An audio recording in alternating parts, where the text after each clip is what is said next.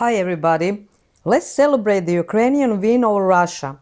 It is not military victory, but equally important financial win.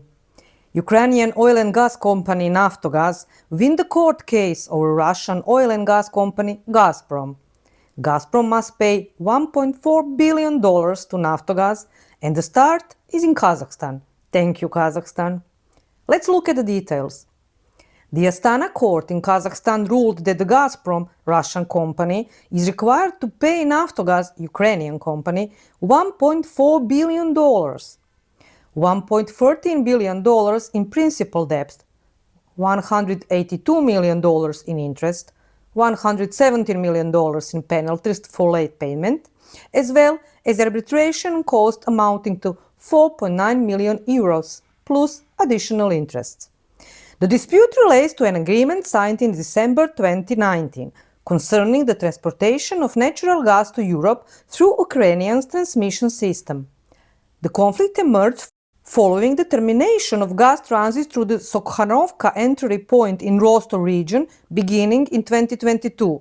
The Ukrainian side explains its refusal to meet pumping requests by citing the loss of control over its Novopskov compressor station, which had come under Russian control. But they are continued to provide gas transit services through the Suja entry point in the Kursk region and therefore fulfill their contract obligations. Despite that, Gazprom refused to pay for gas transportation, thereby breaching its contract's obligations. In September 2022, Naftogaz initiated proceedings in a Swiss arbitration court, which in June 2025 ordered Gazprom to pay Naftogaz $1.4 billion and to cover legal costs. The Russian company attempted to challenge the ruling. However, the Swiss Federal Court upheld the decision in January 2026. As Gazprom has failed to comply with its obligation voluntarily, Naftogaz is pursuing an international asset recovery campaign across multiple jurisdictions. Kazakhstan only be the first one. And the consequences of war and aggression on Ukraine. In the first 4 months in 2026 alone, there were 96 shelling of Naftogaz facilities from the Russian state, from that same Russia.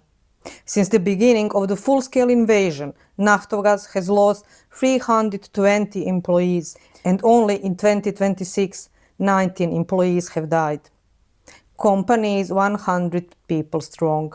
Since the beginning of the full-scale invasion, Russia has carried out 401 attacks on the infrastructure of the Naftogaz group.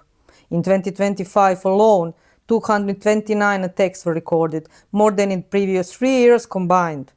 In total, since 2022, more than 1,700 weapons of destruction have been used on the facilities of the Naftogaz group, including missiles, drone and artillery.